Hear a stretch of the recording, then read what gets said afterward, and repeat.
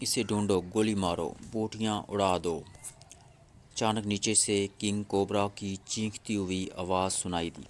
وہ شاید کسی درخت سے ٹکرا کر رک گیا تھا، لیکن عمران رکنے کے بجائے اوپر چڑھتا گیا۔ پہاڑی کافی بلند تھی، لیکن بجلی کی سی تیزی سے دوڑتا ہوا عمران جلد ہی اوپر پہنچ گیا۔ پہاڑی کی الٹی سمت پہلی سمت سے بالکل مختلف تھی۔ اس طرف پہاڑی کسی دیوار کی طرح سیدھی تھی اور اترنے کی ذرا سی بھی جگہ نہ تھی۔ نیچے گہرائی میں درختوں کے جھنڈ کی وجہ سے گہرا اندھیرا تھا۔ پہاڑی کی تینوں اطراف سے اب تیز فائرنگ کی آوازیں سنائی دے رہی تھیں، اور پھر عمران کو تینوں اطراف سے بے شمار مسلح افراد فائرنگ کرتے ہوئے اوپر آتے دکھائی دیے۔ گولیاں اب عمران کے ارد گرد گر رہی تھیں۔ عمران ایک درخت کے چوڑے تنے کے پیچھے ہونے کی وجہ سے فی الحال تو اس فائرنگ سے محفوظ تھا، لیکن صورتحال تیزی سے اس کے خلاف ہوتی جا رہی تھی۔ وہ بالکل نہتا تھا، اور شاید اوپر چڑھنے کی اس سے حماقت ہوئی تھی، کیوں نہ کہ اب کسی اور طرف نکلنے کا کوئی راستہ باقی نہ رہا تھا۔ وہ تو اس خیال سے اوپر آ گیا تھا کہ پہاڑی کسی دوسری سمت اتر جائے گی، لیکن پہاڑی کی ساخت اس کی توقع سے برعکس نکلی۔ اب وہ بری طرح پھنس گیا تھا۔ مسلح افراد اس علاقے میں رہنے کی وجہ سے بڑی مہارت سے اس کے گرد گھیرا تنگ کرتے ہوئے اوپر آ رہے تھے، اور عمران جانتا تھا کہ صرف چند لمحوں کی بات ہے، اس کے بعد اس کا جسم گولیوں سے چھلنی ہو جانا لازمی امر ہے۔ اس نے شکاریوں کے گھیرے میں پھنسے ہوئے ہرن کی طرح ادھر ادھر دیکھا، اور دوسرے لمحے اس نے ایک خطرناک اور اندھا فیصلہ کر لیا۔ وہ بجلی کی سی تیزی سے درخت کی اوٹ سے نکل کر پہاڑی کے دوسرے کنارے کے بالکل سرے پر موجود درخت کی اوٹ میں پہنچا، اور پھر اس نے دانت پینچتے ہوئے پہاڑی سے نیچے چھلانگ لگا دی۔ اس کا جسم شکار لیے ہوئے پرندے سے کی طرح نیچے گہرائی میں گرتا چلا گیا، خوفناک گہرائی جہاں موت اس کا استقبال کرنے کے لیے اپنے بھیانک جبڑے پھاڑے کھڑی تھی۔ دوسری طرف ٹیلی فون کی گھنٹی بجتے ہی بلیک زیرو نے ہاتھ بڑھا کر ریسیور اٹھا لیا۔ X2 بلیک زیرو نے مخصوص لہجے میں کہا۔ سر سلطان بول رہا ہوں۔ دوسری طرف سے سر سلطان کی آواز سنائی دی۔ یس سر، میں طاہر بول رہا ہوں، بلیک زیرو نے اس بار اپنے اصل لہجے میں کہا۔ عمران کہاں ہے طاہر؟ سر سلطان نے پوچھا۔ عمران صاحب تو غائب ہیں جناب، ابھی مجھے صفدر نے فون کیا تھا کہ اس کے فلیٹ میں شری ٹنکا سے کوئی لڑکی آئی ہوئی ہے، اور اس کے بعد مسلح افراد نے وہاں حملہ کیا، اس لڑکی کا ساتھی ہلاک ہو گیا، اس کے بعد عمران صاحب اس لڑکی کے ساتھ کہیں چلے گئے۔ صفدر کا خیال تھا کہ کوئی کیس شروع ہو گیا ہے، میں نے اسے تو ٹال دیا تھا کہ کوئی کیس نہیں ہے، لیکن ظاہر ہے رپورٹ غلط نہیں ہو سکتی، کوئی نہ کوئی چکر ہو گیا ہے۔ لیکن عمران صاحب کی عادت ہے کہ وہ شروع میں کچھ بتاتے نہیں۔ صفدر کے فون کے بعد میں نے فلیٹ پر فون کیا تو سلمان نے اور ہی کہانی سنائی۔ حملے کا ذکر تو اس نے بھی کیا، لیکن وہ بتا رہا تھا کہ شری ٹنکا کی سیکرٹ سروس کے چیف کرنل باشمورے کی بھتیجی لیڈی سندرتا آئی ہے، اور سر رحمان اور کرنل باشمورے کے خاندانوں میں دیرینہ تعلقات ہیں، اور عمران صاحب لیڈی سندرتا سے شادی کر رہے ہیں۔ لیڈی سندرتا اسی مقصد سے آئی ہے، طاہر نے پوری تفصیل بتاتے ہوئے کہا۔ اوہ! سلمان کے دماغ کے پرزے ڈھیلے ہو گئے ہیں۔ سنو، لیڈی سندرتا واقعی آئی ہے، اور اسی مقصد کے لیے میں نے فون کیا تھا۔ لیڈی سندرتا شری ٹنکا سیکرٹ سروس کی ایجنٹ ہے۔ شری ٹنکا میں سالومن تنظیم نے بڑا زور پکڑ لیا ہے۔ یہ باغی تنظیم ہے اور حکومت پر قبضہ کرنا چاہتی ہے۔ شری ٹنکا کے صدر نے پاک ایشیا کے صدر سے براہ راست بات کی ہے۔ ان کی رپورٹ کے مطابق کرنل باشمورے، جو کہ سیکرٹ سروس کا چیف ہے، در پردہ وہ سالومن تنظیم سے ملا ہوا ہے، اور اسی کی شہ پر سالومن تنظیم بے حد زور پکڑ گئی ہے، کیوں نہ کہ کرنل باشمورے کا بھائی کرنل زا جورے شری ٹنکا افواج کا کمانڈر ان چیف ہے۔ اس لیے کرنل باشورے کو اس کی سیٹ سے ہٹانا نہیں جا سکتا۔ شری ٹنکا کا ایک سائنسدان بل مورے ہے۔ بل مورے نے ایک ایسے ہتھیار کا فارمولہ ایجاد کیا ہے جو پہاڑی علاقے میں فوجی ٹھکانوں کو انتہائی آسانی سے تباہ کر سکتا ہے۔ اسے بل مورا رائفل کا نام دیا گیا ہے۔ سالومن تنظیم یہ فارمولہ حاصل کرنا چاہتی ہے۔ پاکیشیا میں بین الاقوامی سائنس کانفرنس میں بل مورا کو اغوا کر لیا گیا۔ شری ٹنکا کے صدر نے جب کرنل باشمورے پر سائنسدان کی برآمدی کے لیے دباؤ ڈالا تو اس نے اپنی بھتیجی کو پاکیشیا بھیج دیا کہ وہ بل مورے کو برآمد کرے، لیکن شری ٹنکا کے صدر کو جو خفیہ رپورٹیں ملی ہیں ان سے پتہ چلتا ہے کہ صورتحال بے حد پیچیدہ ہے۔ بل مورا کا اغوا ایک فرضی ڈرامہ ہے۔ بل مورا ابھی سالومن تنظیم سے ملا ہوا ہے، لیکن اس نے فارمولہ ان کے حوالے کرنے کے لیے کوئی شرط رکھی ہے۔ اس شرط کا تعلق بھی لیڈی سندرتا سے متعلق ہے، اور شاید اسی شرط کے چکر میں کرنل باشمورے نے لیڈی سندرتا کو پاکیشیا بھیجا ہے۔ اب شری ٹنکا کے صدر نے درخواست کی ہے کہ پاکیشیا سیکرٹ سروس کے ذریعے اس سازش کو ختم کیا جائے اور سالومن تنظیم کا قلع کما کیا جائے۔ سیاسی صورتحال ایسی ہے کہ ہمارے لیے بھی ایسا کرنا ضروری ہے، کیوں نہ کہ سالومن تنظیم کی پشت پر ہمارے دشمن ملک کافرستان کا ہاتھ ہے، اور اگر سالومن تنظیم نے حکومت پر قبضہ کر لیا تو شری ٹنکا سیدھا کافرستان کی گود میں جا گرے گا، جبکہ شری ٹنکا کی موجودہ حکومت پاکیشیا کی حامی ہے۔ اور اب تم سے کیا چھپانا، ایٹمی میدان میں پاکیشیا خفیہ طور پر جو کچھ کر رہا ہے اس کے لیے انتہائی قیمتی ٹیکنالوجی اور خام مال شری ٹنکا کے ذریعے ہی خفیہ طور پر ہم حاصل کر رہے ہیں۔ اگر شری ٹنکا حکومت کافرستان کے تحت چلی جائے تو ہمارا سارا منصوبہ ختم ہو جائے گا، اور تم جانتے ہو کہ اس وقت پاکیشیا انتہائی نازک ترین دور سے گزر رہا ہے۔ اس لیے ہم چاہتے ہیں کہ شری ٹنکا میں سالومن تنظیم کا خاتمہ کر دیا جائے۔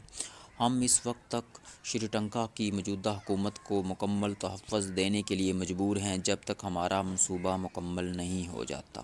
سر سلطان نے پوری تفصیل سے سارا پس منظر بلیک زیرو کو بتایا۔ میں سمجھ گیا جناب، مقصد یہ کہ سیکرٹ سروس کو سالومن تنظیم کے خلاف کام کرنا ہے، بلیک زیرو نے کہا۔ ہاں، اب یہ ہمارا اپنے لیے ضروری ہو گیا ہے۔ تم فوراً عمران کا پتہ کرو کہ وہ کس چکر میں ہے۔ سر سلطان نے جواب دیا، بہتر سر، میں انہیں تلاش کرتا ہوں۔ بلیک زیرو نے کہا، اوکے، اسے فوراً تلاش کرو، سر سلطان نے جواب دیا، اور اس کے ساتھ ہی رابطہ ختم ہو گیا۔ بلیک زیرو نے کریڈل دبا کر نمبر گھمانے شروع کر دیے۔ وہ رانا ہاؤس سے پتہ کرنا چاہتا تھا۔ جوزف نے دوسری طرف سے فون اٹھایا، لیکن عمران وہاں بھی نہ پہنچا تھا۔ بلیک زیرو نے ریسیور رکھ دیا۔ وہ سوچ رہا تھا کہ اب عمران کو کہاں ڈھونڈے۔ ابھی وہ سوچ ہی رہا تھا کہ ٹیلی فون کی گھنٹی بج اٹھی۔ بلیک زیرو نے ریسیور اٹھا لیا۔ X2، اس نے مخصوص لہجے میں کہا۔ جولیا بول رہی ہوں جناب، دوسری طرف سے جولیا کی آواز سنائی دی۔ یس، بلیک زیرو کا لہجہ بدستور سپاٹ تھا۔ سر، ایک تفصیلی رپورٹ آپ کو دینی ہے، انتہائی اہم معاملہ نظر آ رہا ہے۔ دوسری طرف سے جولیا نے جھجکتے ہوئے کہا۔ جولیا، جو کہنا ہے سیدھے لفظوں میں کہو، میرے پاس ضائع کرنے کے لیے وقت نہیں ہوتا۔ بلیک زیرو نے جان بوجھ کر لہجہ کرخت کر دیا، اور پھر جیسے ہی جولیا نے نعمانی کی رپورٹ کے بعد گارڈن ٹاؤن جانے اور پھر وہاں سے کوٹھی کی انکیسی سے اس کاغذ کے ملنے اور تنویر کے کوڈ حل کرنے تک ساری رپورٹ تفصیل سے دی تو بلیک زیرو کی آنکھیں پھیل گئیں۔ وہ کاغذ دانش منزل پہنچوا دو، میں دیکھ لوں گا، اور تم سب اپنے اپنے فلیٹس میں رہو۔ کسی بھی وقت تمہیں شری ٹنکا جانے کے احکامات دیے جا سکتے ہیں، بلیک زیرو نے اسی طرح سپاٹ لہجے میں کہا۔ اس کا مطلب ہے سر کوئی کیس شروع ہو چکا ہے؟ جولیا نے پوچھا۔ ہاں، شری ٹنکا میں سالومن تنظیم وہاں کی حکومت کا خاتمہ کر کے برسر اقتدار آنا چاہتی ہے، اور شری لنکا کی حکومت نے بطور خاص پاکیشیا سیکرٹ سروس کو اپنی امداد کے لیے بلایا ہے، اور سیاسی صورتحال ایسی ہے کہ پاکیشیا کی اپنی غرض اسی میں ہے کہ شری لنکا کی موجودہ حکومت کا تحفظ کیا جائے اور سالمن تنظیم کا خاتمہ کر دیا جائے، ورنہ پاکیشیا کو شدید ترین نقصان پہنچ سکتا ہے۔ اس لیے کسی بھی لمحے ٹیم کو شری لنکا روانہ کیا جا سکتا ہے۔ بلیک زیرو نے مختصر الفاظ میں جواب دیتے ہوئے کہا، ٹھیک ہے سر، ہم تیار رہیں گے سر۔ جولیا نے مسرت بھرے لہجے میں کہا۔ اسے شاید مسرت اس بات پر ہو رہی تھی کہ ایکسٹرو نے توقع کے خلاف اسے مشن سے باقاعدہ آگاہ کر دیا تھا، اور بلیک زیرو نے اوکے کہہ کر ریسیور رکھ دیا۔ جولیا کی رپورٹ سے یہ بات واضح ہو گئی تھی کہ عمران اس چکر میں نہ صرف ملوث ہو چکا ہے بلکہ وہ اس سلسلے میں خاصا آگے بھی بڑھ گیا ہے۔ لیکن اب مسئلہ یہ تھا کہ عمران ہے کہاں؟ ظاہر ہے اس کے بغیر تو بلیک زیرو بھی کچھ نہ کر سکتا تھا۔ اب وہ یہی سوچ رہا تھا کہ عمران جہاں بھی ہوگا بہرحال اس سے رابطہ کرے گا، اور تو پھر وہ اسے ساری صورتحال بتا دے گا۔ اس لیے اب سوائے انتظار کے فی الحال وہ اور کچھ نہ کر سکتا تھا۔ تقریباً 2 گھنٹوں بعد ٹیلی فون کی گھنٹی ایک بار پھر بج اٹھی، تو بلیک زیرو نے بڑے اشتیاق آمیز انداز میں سر ہلاتے ہوئے ریسیور اٹھا لیا۔ اسے یقین تھا کہ فون عمران کا ہوگا۔ جولیا کا بھیجا ہوا کاغذ ماہ تنویر کے ڈی کوڈ کے اس کے پاس پہنچ چکا تھا، اور اس کاغذ سے بہرحال یہ بات ثابت ہو گئی تھی کہ شری لنکا کے صدر کو ملنے والی رپورٹیں درست ہیں۔ بل مورا کے اغوا کا فرضی ڈرامہ رچایا گیا ہے، اور اب شرط بھی سامنے آ گئی تھی کہ لیڈی سندرتا کو اغوا کر کے بل مورا کے حوالے کرنا ہے، تب وہ سالمن تنظیم کو رائفل کا فارمولہ دے گا۔ اس لیے اب اسے عمران کی کال کا شدت سے انتظار تھا، تاکہ وہ اسے مکمل رپورٹ دے کر آئندہ کے لیے منصوبہ بندی کر سکے۔ ایکس-2 بلیک زیرو نے ریسیور اٹھا کر مخصوص لہجے میں کہا، جناب میں ٹائیگر بول رہا ہوں۔ عمران صاحب کو میں نے ہر جگہ تلاش کیا ہے، لیکن ان سے کہیں رابطہ نہیں ہو سکا، اس لیے آپ کو فون کیا ہے۔ دوسری طرف سے ٹائیگر نے انتہائی مؤدبانہ انداز میں کہا، کیا بات ہے؟ بلیک زیرو نے سخت لہجے میں کہا، جناب عمران صاحب نے مجھے فون کر کے اپنے فلیٹ پر بلایا تھا تاکہ وہاں موجود ایک غیر ملکی کی لاش کو ٹھکانے لگایا جا سکے۔ میں نے ان کی ہدایت کے مطابق اس لاش کو شہر سے باہر کھیتوں میں پھینک دیا۔ چونکہ اس کے علاوہ میرے پاس اور کوئی ہدایت نہ تھی، اس لیے میں واپس چلا گیا۔ ابھی تھوڑی دیر پہلے میں ایک دوست کو سی آف کرنے کے لیے ایئرپورٹ گیا تو جناب میں وہاں اس لڑکی جو اس وقت عمران صاحب کی فلیٹ میں موجود تھی اور شاید جس کی ساتھی کی تلاش کو ٹھکانے لگانے کے لیے بلایا گیا تھا، بے ہوشی کے عالم میں دیکھا۔ اسے شری لنکا بجایا جا رہا تھا، وہ بے ہوش تھی اور ایک ڈاکٹر بھی اس کے ہمراہ تھا۔ مجھے جب تشویش ہوئی تو میں نے اس کی متعلق تحقیق کیا تو پتہ چلا کہ شری لنکا سفارت خانے کی طرف سے ایک تابوت اور ایک لڑکی جو کہ بے ہوشی کے عالم میں تھی شری لنکا بھیجا جا رہا ہے۔ وہاں سے پتہ چلا کہ وہ لڑکی جس کا نام سندرتا تھا سفارت خانے کے سیکنڈ سیکرٹری ماروک کی اہلیہ ہے، اور جو تابوت ساتھ بھیجا جا رہا ہے اس میں اس کے بھائی کی لاش ہے۔ ان دونوں نے غلطی سے کوئی زہریلی دوا استعمال کر لی تھی، جس کی وجہ سے بھائی تو ہلاک ہو گیا اور وہ لڑکی بے ہوش ہو گئی۔ اس کی حالت انتہائی خطرناک ہے، ڈاکٹروں نے جواب دے دیا ہے، اس لیے اسے اسی بے ہوشی کے عالم میں واپس بھیجا جا رہا ہے۔ ایئرپورٹ پر شری لنکا سفارت خانے کے اعلیٰ حکام بھی موجود تھے، اور ڈاکٹری رپورٹیں اور ڈیتھ سرٹیفکیٹ بھی ان قانون کے مطابق جمع کرائے گئے تھے۔ میری اس تحقیق کے دوران ہی شری لنکا کا جہاز روانہ ہو گیا۔ چونکہ اس لڑکی کو میں عمران صاحب کے فلیٹ میں دیکھ چکا تھا، اس لیے مجھے تشویش ہوئی تو میں نے عمران صاحب سے رابطہ قائم کرنے کی کوشش کی، لیکن عمران صاحب سے کہیں رابطہ نہیں ہو سکا تو میں نے سوچا کہ آپ کو اطلاع کر دوں۔ ٹائیگر نے تفصیل بتاتے ہوئے کہا، تم اب کہاں سے فون کر رہے ہو؟ بلیک زیرو نے اپنے لہجے کو سپاٹ رکھتے ہوئے کہا، ایئرپورٹ سے ہی جناب، ایک پبلک بوت سے۔ ٹائیگر نے مؤدبانہ لہجے میں جواب دیا۔ شری لنکا کے جہاز کو روانہ ہوئے کتنی دیر ہوئی ہے؟ بلیک زیرو نے پوچھا۔ جناب 40-45 منٹ تو ہو گئے ہوں گے، ٹائیگر نے جواب دیا۔ ٹھیک ہے، بلیک زیرو نے کہا اور ریسیور رکھ دیا۔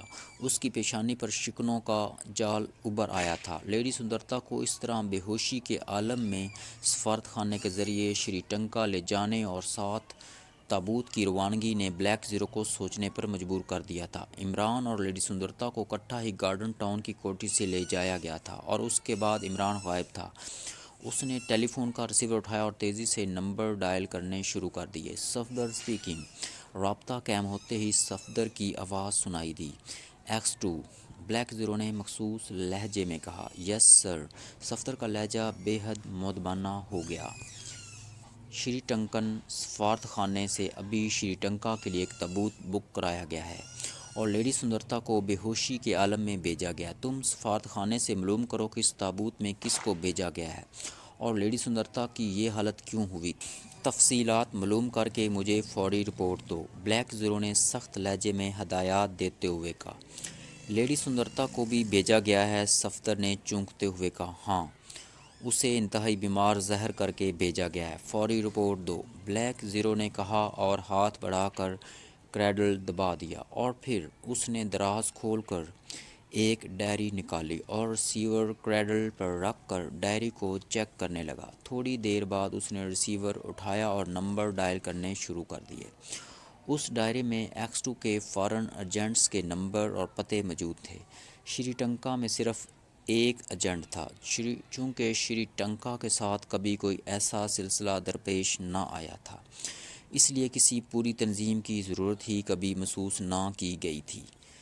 Rashtriya medical instrument bureau. رابطہ قائم ہوتی ایک نسوانی آواز سنائی دی۔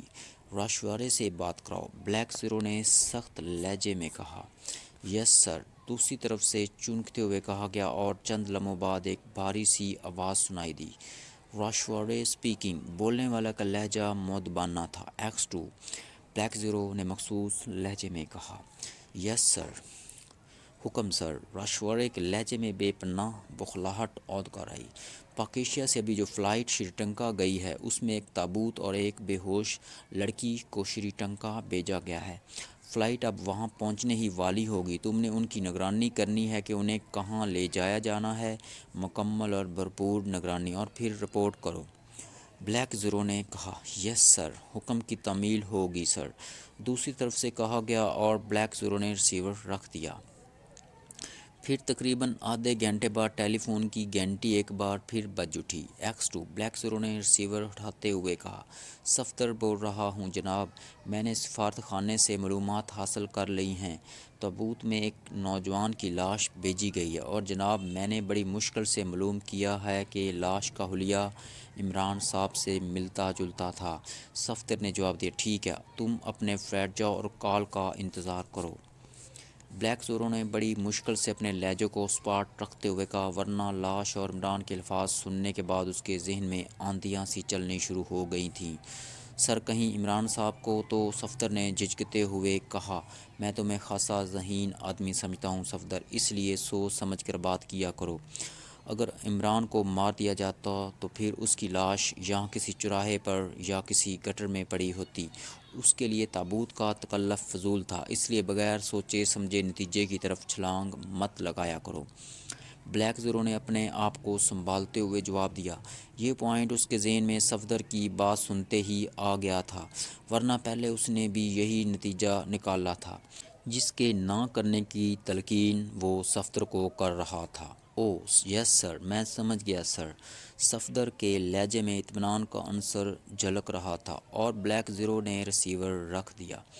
اب صورتحال مزید واضح ہوتی جا رہی تھی۔ بلیک زیرو نے صفدر کی رپورٹ کے بعد جو نتیجہ نکالا تھا اس سے یہی ظاہر ہوتا تھا کہ عمران اور لیڈی سندرتا کو گارڈن ٹاؤن کی کوٹھی سے بے ہوش کر کے سفارت خانے لے جایا گیا۔ چونکہ عمران مقامی تھا اس لیے اسے تابوت میں ڈال دیا گیا اور لیڈی سندرتا کو بیمار ظاہر کر کے بھیجا گیا تھا، لیکن اس سارے سلسلے میں یہ بات واضح نہ تھی کہ آخر وہ لوگ عمران کو ساتھ کیوں لے گئے ہیں۔ دوسری طرف عمران نے پہاڑی سے نیچے اندھی گہرائی میں چھلانگ لگانے کا فیصلہ آخری مجبوری کے طور پر کیا تھا، کیوں نہ کہ صورتحال نے اسے واقعی مکمل طور پر بے بس کر دیا تھا۔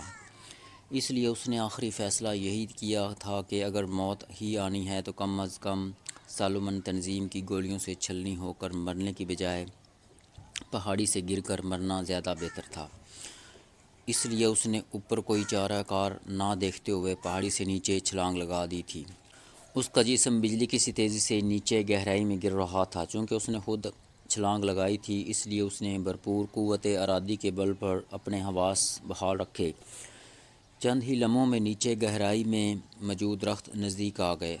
درختوں کے قریب آتے ہی عمران نے اپنے دونوں ہاتھ فضا میں بلند کر دیے اور جسم کو مخصوص انداز میں سمٹ کر اپنے آپ کو براہ راست درخت سے ٹکرانے سے بچا لیا۔ پھر جیسے ہی اس کا جسم دو شاخوں کے درمیان سے ہوتا ہوا نیچے گرنے لگا، اس کے ہاتھوں میں ایک درخت کی شاخ آ گئی۔ اس کے جسم کو اس قدر زوردار جھٹکا لگا کہ ایک لمحے کے لیے اسے یہی محسوس ہوا کہ اس کے دونوں کاندھوں کے جوڑ اکھڑ گئے ہیں، لیکن دوسرے لمحے وہ پھر نیچے گرنے لگا، کیوں کہ شاخ بھی ایک کڑاکے کے ساتھ ہی ٹوٹ گئی تھی، لیکن اب اس کے گرنے کی رفتار پہلے سے کہیں کم تھی۔ اس نے شاخ کو ہاتھ سے چھوڑ دیا اور ایک بار پھر درخت کی آخری شاخ کو پکڑ لیا۔ اس بار بھی اس کے جسم کو زوردار جھٹکا لگا، لیکن اس کی شدت پہلے سے کافی کم تھی۔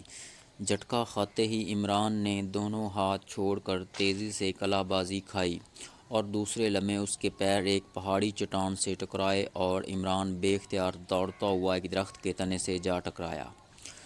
اس نے تنے کے سامنے دونوں ہاتھ کر کے اپنے آپ کو روک لیا۔ اب اس کے جسم کی حرکت رک چکی تھی۔ عمران نے بے اختیار لمبے لمبے سانس لیے۔ اس کے پورے جسم سے پسینے کے پھوارے سے پھوٹ رہے تھے۔ دماغ سائیں سائیں کر رہا تھا۔ اس نے ایک نظر اوپر پہاڑی کی چوٹی کی طرف دیکھا اور پھر بے اختیار اس کے منہ سے شکرانے کے کلمے نکلنے لگے۔ وہ اس قدر اونچائی سے نیچے گرنے کے باوجود وہ نہ صرف زندہ سلامت کھڑا تھا بلکہ اسے خراش تک نہ آئی تھی۔ صرف کاندھوں اور بازوؤں میں درد کی تیز لہریں دوڑ رہی تھیں، جو موت کی نسبت بہرحال قابل برداشت تھیں۔ کچھ دیر تک وہ درخت کے تنے کے ساتھ چمٹا کھڑا اپنا سانس اور اوسان بحال کرتا رہا۔ پھر اس نے ادھر ادھر دیکھا اور تیزی سے ایک طرف بڑھنے لگا۔ اسے معلوم تھا کہ سالومن گوریلے جلد ہی اس کی لاش کی تلاش کے لیے ادھر آئیں گے اور وہ ان کے آنے سے قبل ہی اس جنگل سے بہرحال نکل جانا چاہتا تھا۔ خاصی تیز رفتاری سے چلتا ہوا وہ آگے بڑھتا گیا۔ ابھی اس نے تھوڑا ہی فاصلہ طے کیا تھا کہ اسے کچھ دور درختوں کے درمیان ایک ہٹ سا نظر آیا۔ اس نے اپنا رخ اس ہٹ کی طرف کر لیا۔ ہٹ کے گرد کوئی آدمی نظر نہ آ رہا تھا، اس کے باوجود وہ محتاط انداز میں آگے بڑھ رہا تھا۔ ہٹ واقعی خالی پڑا ہوا تھا۔ عمران جب ہٹ میں داخل ہوا تو اس نے وہاں کھانے پینے کے سامان کے ڈبے، فرسٹ ایڈ کا سامان اور ایک ٹیلی فون موجود پایا۔ یہ ہٹ جنگل میں راستہ بھول جانے اور زخمی افراد کو فوری امداد پہنچانے کے لیے حکومت کی طرف سے بنائے گئے تھے۔ انہیں ریسکیو ہٹ کہا جاتا تھا۔ ایمرجنسی پولیس کی طرف سے ہٹ کے دیوار پر ایک بڑا سا پوسٹر چسپاں تھا جس پر ہدایت دی گئی تھیں، لیکن ظاہر ہے عمران پولیس کو تو فون نہ کر سکتا تھا۔ اس کی نظریں پوسٹر کے ساتھ چسپاں نقشے پر جم گئیں۔ اس نقشے میں جنگل سے نکلنے کے راستے بتائے گئے تھے۔ عمران نے نقشے میں اس ہٹ کی پوزیشن دیکھی اور پھر تیزی سے ہٹ سے باہر آ گیا۔ اب نزدیک ترین سڑک کا راستہ اس کے ذہن میں تھا۔ وہ محتاط انداز میں چلتا ہوا آگے بڑھنے لگا اور پھر اسے دور درختوں میں دوڑتے ہوئے مسلح افراد کی جھلک بھی نظر آئی، لیکن وہ خاصے فاصلے پر تھے۔ ان کا رخ اسی طرف تھا جدھر عمران گرا تھا، جبکہ عمران اس جگہ سے اب کافی فاصلے پر تھا۔ اس لیے وہ آگے بڑھتا گیا، البتہ ان آدمیوں کو دیکھ کر اور زیادہ محتاط ہو گیا تھا۔ تھوڑی دور جانے کے بعد وہ ایک سڑک پر پہنچ گیا۔ یہ سڑک جنگل کی سائڈ سے ہو کر گزرتی تھی۔ اس کا لباس خاصا مسلح ہوا تھا اور سڑک پر کوئی سواری بھی نظر نہ آ رہی تھی۔ وہ سڑک کے کنارے چلتا ہوا آگے بڑھتا گیا۔ یہ سڑک آگے کی طرف جنگل سے ہٹتی جا رہی تھی۔ کافی فاصلے پر آنے کے بعد اسے دور سے ایک پٹرول پمپ اور کیفے نظر آیا۔ پیٹرول پمپ کے باہر ایک ٹرک رکا ہوا تھا۔ عمران آگے بڑھا تو اس نے دیکھا کہ ٹرک کے اندر بوریاں لدی ہوئی تھیں۔ عمران نے ادھر ادھر دیکھا اور پھر اچھل کر وہ ٹرک کی پشت پر چڑھ کر ان بوریوں کی سائیڈ میں دبک گیا۔